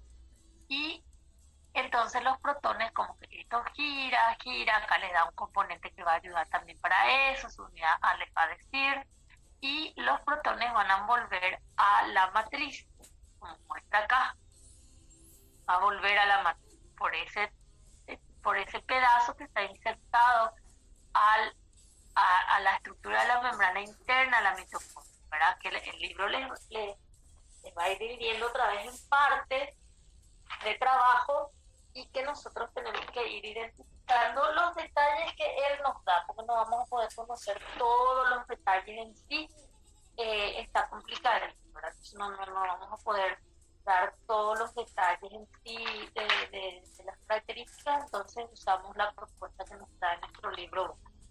Bueno, y a medida que, digámosle, por decirlo, esa turbina trabaja, me va a permitir que yo trabaje con el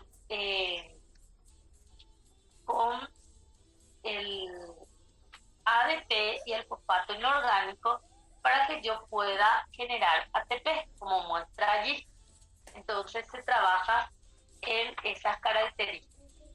Bueno, aquí entonces ustedes no se olviden de mirarle al libro base de cuál es la propuesta que tiene en relación a los detalles de la estructura aquí, los detalles de la estructura de la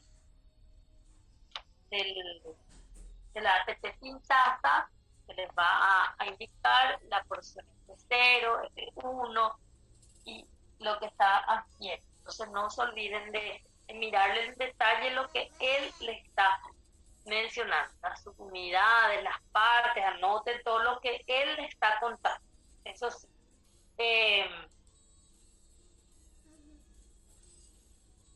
Entonces se va trabajando así. Una vez que ustedes conozcan esta propuesta, entonces nosotros tenemos que decir que el flujo de electrones aquí en la cadena respiratoria hasta el oxígeno molecular, que se reduce a agua, porque fíjense que son dos, lo que ustedes estaban trabajando siempre, llegó al oxígeno, se redujo a agua. Entonces ustedes tienen que entender y decir que el flujo de electrones aquí es lo que permite la traslocación, el bombeo, el paso de protones al espacio intermembrana, y eso hace que cuando ellos vuelvan se utilice esa energía del gradiente electroquímico para generar ATP. Entonces Entonces se da la porción F0, el paso de protones hacia adentro de la membrana, de la matriz, y mediante eso la porción F1 trabaja para generar ATP. Entonces cuando la porción F1 trabaja, les va a dar un modelo que es para el modelo de síntesis de ATP. Como este tiene varias partes acá, tiene su partecita, les va a dar un mecanismo de síntesis. Entonces les va a dar en relación con la subunidad gamma, en relación de cómo ella puede estar en el medio y girar, por decirlo así, dar como un eje, porque después van a tener las otras partes alrededor y va a ocurrir cambios allí. Por ejemplo, necesitamos que el ADP y el fosfato inorgánico se unan. Entonces la idea central va a ser como colocar ADP y fosfato inorgánico en la estructura. Se tienen que ellos ubicar en un lugar exacto, se tiene que después unir ellos químicamente para formar ATP, y después tiene que liberarse el ATP y volver a dejar un espacio para que vuelva a ocurrir el mismo proceso. Entonces es como que va a ir girando la estructura para dar origen a cambios de posición de, por ejemplo, en un lugar como que va a estar el ADP y fosfato inorgánico. Entonces después va a cambiarse la situación, por decirlo así, por eso les va a dar las formas T, L de la forma de trabajo, y ahí ustedes como que van a formar ATP entre ellos y después van a liberar el ATP, tienen que dar libre el espacio. Y así sucesivamente va a haber lugares ocupados por ADP más fosfato inorgánico, por el ATP mismo, lugar vacío, lugar para que vuelva a entrar un ADP a fosfato inorgánico, que ustedes tienen en la figura 527. Es la idea central del trabajo, de lo que explica lo que se llama la teoría quimiosmótica. La teoría quimiosmótica es la que nos relaciona el trabajo entonces de que la translocación de protones genera una fuerza motriz o protón motriz que hace que esto trabaje. Entonces, ustedes van a leer por su cuenta este año esa parte que dice el punto 5.4, pero ahí les va a dar de ecuaciones. No entren en las ecuaciones, pero sí saquen la idea central de lo que es la fuerza protón motriz, que es lo que yo les estaba explicando. Entonces les va a hablar todo de esos términos, y también van a solamente sacar la idea central del 5.4, y también van a trabajar con todo lo que es el 5.5, mecanismo para la formación de ATP. Les va a contar la estructura de la ATP sintasa, les va a contar el fundamento, eso sí van a leer, de la propuesta que trae el libro. Después le da una cuestión de una catálisis rotatoria, eso van a leer, así porque es más bien historia, pero no, yo no les pregunto la historia, pero que para que ustedes entiendan la figura 5.27, donde van a sacar la esencia y la idea central, el 5.27. Porque se demostró la catálisis rotatoria y toda esa historia, entonces estudia ya, otra vez. Antes estudiamos, estamos ahora con los y habla también del uso del gradiente de protones para impulsar la maquinaria catalítica, que es el trabajo F0 y después F1 con. Bueno, después el libro les va a decir que hay otras funciones de la fuerza motriz de protones. Además de sintetizar ATP, tiene otras características también. Entonces, toda esa parte ustedes idea central y lo que les dice el libro, en estructura, trabajo, todo eso van a analizar también. Pero yo ya les di ahora la esencia en sí de lo que puede llegar a ocurrir. Bueno, entonces la teoría quimiosmótica solíamos mencionar de qué se trataba y dejamos de estudiar algunos detalles. Ahora van a estudiar ustedes todos, que yo ya les di la esencia básica. ¿Qué más acá tenemos que mencionar? Y puede ser que el libro les mencione que existen inhibidores de la cadena respiratoria, que si les menciona notan, si no, no busquen, pero les comento que existen inhibidores de la cadena respiratoria que cortan los pasos, por ejemplo, del complejo 1 a la ubiquinona, corta el flujo de electrones. Algunos fármacos, algunos venenos, ellos entran en esa categoría que van a ir aprendiendo más adelante. Hay algunos agentes que se llaman desacoplantes. Están los inhibidores de la cadena respiratoria. Los inhibidores de la cadena respiratoria son los que cortan el flujo de electrones acá. Entonces esto se ve afectado y obviamente se ve afectado acá. Se ve afectado el trabajo de generar ATP. Y hay agentes que se llaman desacoplantes o desacopladores. Los desacopladores lo que hacen es abrir acá como un canalcito en la membrana de la mitocondria. Digo acá en la membrana de la mitocondria, no es ahí exactamente el lugar. Pero lo que hace es lo siguiente: estos protones que deberían de volver por acá para hacer funcionar a la F1 y generar esta fuerza protón motriz o motriz de protones. Yo me aprendí motriz de protones, nuestro libro le está llamando un cambiado nomás, pero es la misma cosa, me cuesta un poco usar los mismos términos. Entonces esta fuerza protón motriz tiene que salir de algo, ¿no? Ahí pasó todo de balde en el espacio intermembrana y ya está, punto, terminó. No es así, sino que necesitamos que sirva para algo. Y al servir para algo, realmente nosotros le cachamos para obtener ATP. Entonces él vuelve por esto y usamos como un generador de energía para generar energía, para hacer funcionar la maquinaria que va a generar la energía. Así como el agua hace funcionar la turbina para generar electricidad, es la misma historia. El protón está haciendo funcionar la turbina, que sería la F0, ¿verdad? Que ustedes van a ver en video y cosas así en internet, que gira ahí y está haciendo pasar los protones para que este también realice su catálisis. También en la cuestión de la explicación rotatoria, que también tiene esa característica que van a leer ahora, y van a fijarse que cómo funciona esto realmente. Entonces los desacopladores o los desacoplantes lo que hacen es abrir canales acá, entonces los protones entran nomás a la mitocondria por ahí y no por acá, entonces este no funciona para generar ATP. O sea que la cadena respiratoria funciona muy bien, pero el problema está en que se abrió una entrada extra a la mitocondria y eso no le favorece a la ATP sintasa, entonces no puede generar ATP a partir del trabajo que realiza la cadena respiratoria. Se le llaman desacoplantes o desacopladores entre la cadena respiratoria y el trabajo de la ATP sintasa.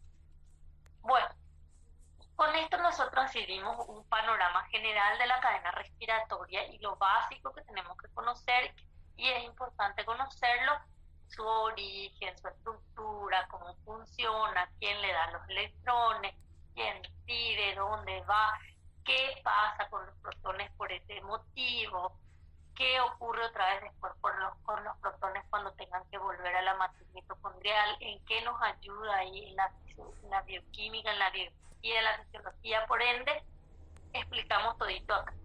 Entonces hablamos también de este modelo que nos da el libro. ¿Por qué no les doy todos los detalles yo? Porque necesito que miren también la propuesta que le da el libro, porque esta imagen es luego del libro. Entonces hay muchas imágenes en internet, muchas propuestas, pero necesito que se basen en nuestro libro, porque pues si no podemos tener algunas pequeñas confusiones. Bueno, y antes de irnos a descansar al recesito, tenemos que entender lo siguiente. Nosotros dijimos que NAD y FAD son los que le van a donar los electrones a la cadena respiratoria, pero NAD y FAD tienen que estar reducidos para eso. Y yo les dije, alguien se tiene que estar modificando químicamente también en ese sentido redox, no es que, ay, ella nomás se modificó y punto. Entonces, ¿de dónde vienen esos FAD y NAD reducidos que nosotros tenemos para poder donarle los electrones a la cadena respiratoria? Viene de nuestros nutrientes, de lo que nosotros consumimos y nosotros realizamos el proceso de metabolismo en nuestro cuerpo. Nosotros no vamos a entrar ahora a hablar de la bioquímica o biología de la digestión, no vamos a hablar de eso. Pero tenemos que tener en cuenta que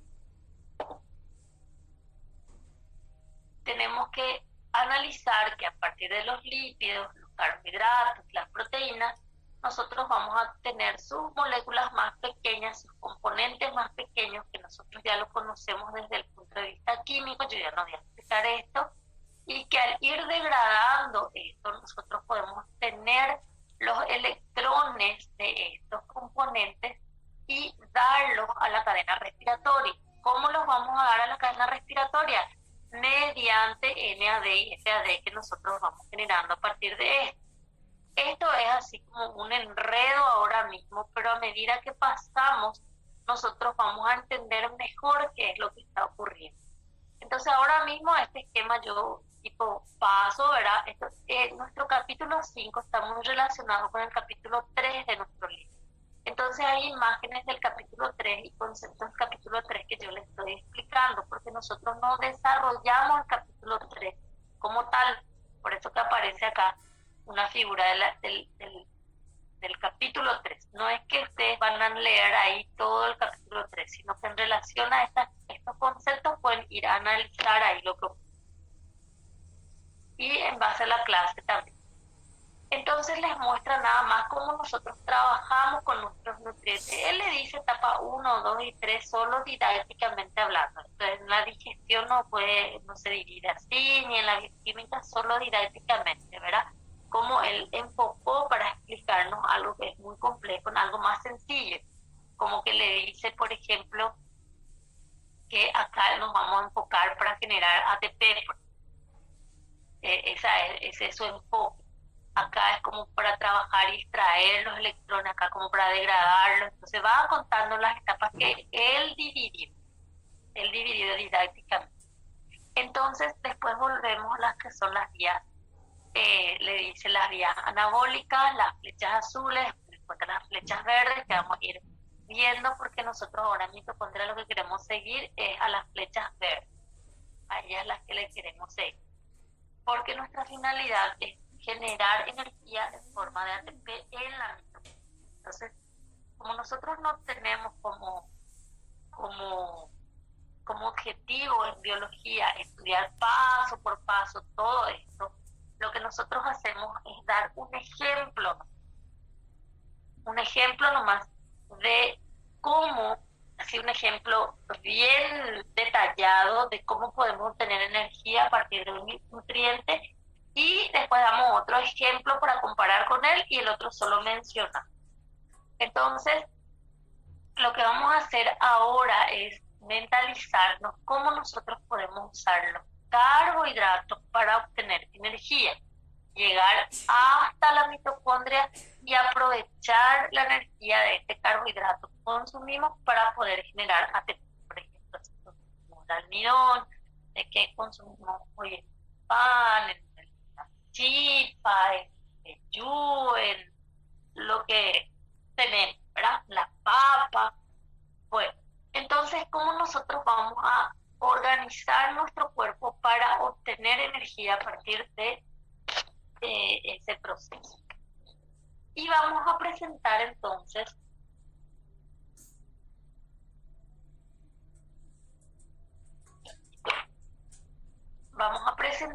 un trabajo que se realiza en el citosol, no en la mitocondria, porque nosotros queremos presentar como ejemplo cómo obtenemos energía a partir del carbohidrato. Y el carbohidrato sí estrella para esto es la glucosa. Entonces tenemos que dar el proceso que se llama glucólisis que es la degradación de algunas exosas, no es exclusiva la glucosa, también la fructosa, también la galactosa, también la manosa, puede estar allí y nosotros podemos organizar, obtener energía a partir de eso. Nosotros no vamos a poder entrar en detalles de las otras exosas, pero sí tenemos que partir desde la glucosa para conocer. Entonces, lo que vamos a hacer ahora es explicar un concepto que ocurre en el citosol y detalladamente vamos a explicar. No se realiza en la mitocondria, que es nuestro tema del capítulo, pero sí se relaciona con el trabajo mitocondrial, por eso sí o sí desarrollamos esto. Entonces, la glucólisis es la degradación de la glucosa hasta un compuesto que se llama piruvato. En esencia, esto se realiza y entender de la siguiente manera. La glucosa, que tiene 6 carbonos, se va a dividir en compuestos de 3 carbonos. Entonces vamos a obtener 2 piruvatos o ácidos pirúvicos a partir de una molécula de glucosa. Entonces, en esencia, esto se realiza en el citosol.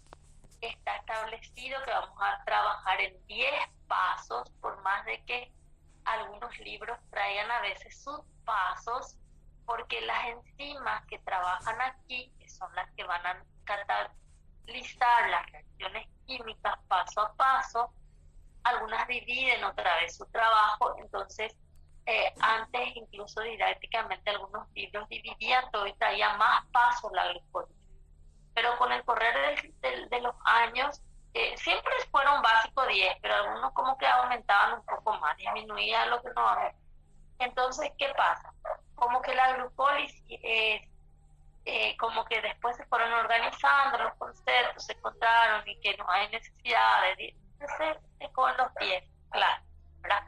Pasos de la glucólisis que ocurren en el citosol de la célula. Los 5 primeros pasos se dice que son para es de degradación, es decir, de gasto de energía, y los 5 últimos pasos son de generación de energía. La glucólisis tiene que ser, la glucólisis es un proceso catabólico, tiene que ser entonces de degradación para poder obtener energía. Este concepto después les voy a aclarar algo desde el punto de vista químico, que se aplica para biología, pero los detalles químicos ya saben, como profesor de química, no alcanza yo la parte química, ya le paso mi canasto al profesor, porque o si no, o me lleva mucho tiempo explicar, porque antes explicaba yo la parte química, porque no había luego mucho que explicar también, explicaba yo la parte química y los alumnos esperaban que yo les enseñe esa parte química y no en química. Entonces a mí ya me esforzaba en la parte de contenido y también en los conceptos que yo ya me olvido de química porque no uso, ¿verdad? Pero en la base de biología siempre estoy mirándole a la química, ¿verdad? Y a la física también en algunos casos necesito usar. Entonces, esto es un proceso catabólico. Es para generar energía. Pero ustedes van a decir, pero dijiste recién que los primeros pasos gastan energía y los últimos pasos generan energía. Entonces se divide didácticamente en los primeros 5 que van a ser de gasto de energía y los últimos 5 de generación de energía. Eso no quiere decir que paso a paso se va a gastar energía en la primera etapa y paso a paso se va a generar energía en la segunda etapa, sino que se concentran en esos detalles, pero en general la glucólisis tiene características, él es un proceso catabólico, tiene que generar energía, tiene que quedarnos con energía ganada por más de que hemos utilizado. Por eso es catabolismo y les voy a explicar después por qué el detalle. Bueno, vamos a dejar acá, vamos a descansar un rato, volvemos en torno a las 10 para poder seguir con la glucosa.